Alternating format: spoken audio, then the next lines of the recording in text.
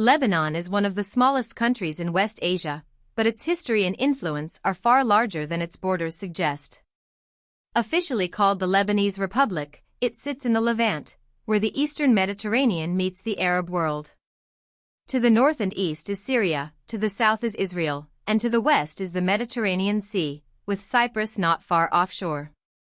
The country covers just over 10,000 square kilometers, smaller than many major world regions, yet it contains mountains, coastlines, ancient cities, religious diversity, and a global diaspora. Its capital, Beirut, has long been a port, a cultural center, and a symbol of both resilience and crisis. To understand Lebanon, you have to see it not as isolated territory, but as a crossroads. Lebanon's geography helps explain why it has mattered for thousands of years. The narrow coastal plain opens onto the Mediterranean, making trade, migration, and maritime culture natural parts of life.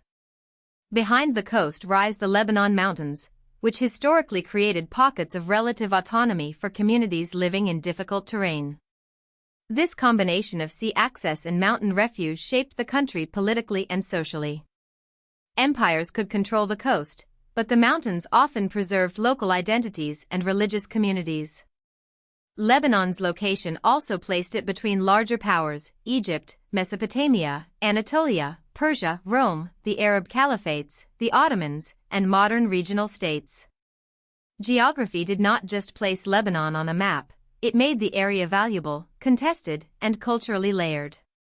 Human habitation in the area goes back to around 5000 BC, but Lebanon is especially famous for its connection to ancient Phoenicia. From roughly 3200 to 539 BC, Phoenician city-states such as Tyre, Sidon, and Byblos became major maritime powers. The Phoenicians did not build a vast land empire like some of their neighbors. Instead, they built trading networks across the Mediterranean, founding settlements and commercial links that reached as far as North Africa and southern Europe. They are also remembered for their alphabet, which influenced later writing systems. This maritime legacy still matters because it established the region as outward-looking, commercially connected, and culturally adaptable. Long before modern Lebanon existed, its coastline was already tied to a wider Mediterranean world. After Phoenicia, the region passed through the hands of successive empires. In 64 BC, it became part of the Roman Empire, and later the Byzantine Empire. Roman rule left important urban, architectural, and legal traces, including monumental sites such as Baalbek, one of the most striking Roman temple complexes in the eastern Mediterranean. Under Byzantine rule, Christianity became deeply rooted in the region. Then, after the 7th century, Arab Islamic caliphates entered the Levant, including the Rashidun, Umayyad, and Abbasid caliphates. Arabic language and Islamic civilization became major forces, but older communities did not simply disappear. Instead, Lebanon's social fabric became layered: Christian, Muslim, Arab, Mediterranean, and local mountain traditions all interacted over centuries. The medieval period added another layer of complexity. In the 11th and 12th centuries, Christian crusader states were established in the Levant, including coastal strongholds connected to European powers. These states eventually fell to Muslim dynasties such as the Ayyubids and the Mamluks. Later, in the early 16th century, Lebanon came under Ottoman rule, where it remained for about 4 centuries. Ottoman control did not erase Lebanon's diversity. Instead, the empire managed communities through local elites, religious institutions, and regional arrangements. One important development came under Sultan Abdulmajid I, when the Mount Lebanon Mutasarrifate was established in the 19th century. This became a kind of proto-state, especially associated with Maronite Christians, and reflected Ottoman attempts to manage sectarian tensions through reform. The collapse of the Ottoman Empire after World War I transformed Lebanon's future. The region came under the French-administered Mandate for Syria and the Lebanon. France then established Greater Lebanon, expanding the boundaries beyond the mountain area to include coastal cities, the Bekaa Valley, and other regions. This decision created the territorial foundation of the modern Lebanese state, but it also brought together communities with different political loyalties, religious identities, and economic interests. By 1943, Lebanon gained independence from Free France. Its leaders built a political system designed to balance the country's major religious groups. This system, known as confessionalism, allocated key offices and political power according to religious identity. It was meant to prevent domination by any one group, but it also made sectarian identity central to governance. For several decades after independence, Lebanon enjoyed periods of relative stability and prosperity. Beirut became known as a financial, intellectual, and cultural hub, sometimes described as a bridge between East and West. Banks, universities, newspapers, hotels, and artistic circles gave the city an outsized regional role. But beneath this image were structural tensions. The confessional system depended on a delicate balance among communities, while demographic change, inequality, regional conflicts, and the arrival of Palestinian armed groups after the Arab-Israeli wars placed growing pressure on the state. Lebanon's openness made it dynamic, but also vulnerable to outside struggles. The country became not only a place where Lebanese communities negotiated power, but also a stage for wider Middle Eastern conflicts. In 1975, those tensions erupted into the Lebanese Civil War, which lasted until 1990. The war was not a simple two-sided conflict. It involved Lebanese sectarian militias, Palestinian factions, leftist groups, right-wing parties, foreign armies, regional powers, and shifting alliances. Neighborhoods were divided, institutions collapsed, and civilians suffered enormously. Beirut itself became a divided city, symbolizing the fragmentation of the country.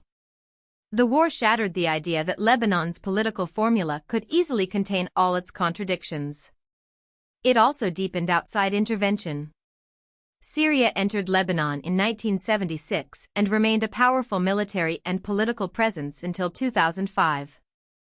Israel invaded and occupied parts of Lebanon as well, with an occupation in the south lasting from 1985 to 2000. Lebanon's relationship with Israel has been one of repeated conflict.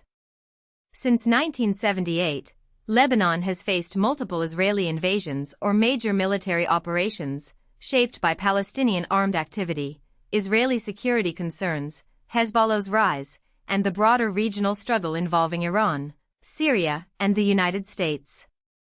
Southern Lebanon in particular has been a frontline zone. Israel withdrew from most occupied Lebanese territory in 2000, but tensions did not end. The 2006 war between Israel and Hezbollah caused widespread destruction and reinforced Hezbollah's role as both an armed movement and a political actor inside Lebanon. More recent fighting has again shown how Lebanon's internal politics cannot be separated from regional conflict. The country's sovereignty is often tested by forces beyond the state itself. Modern Lebanon is not only shaped by war, but also by economic crisis.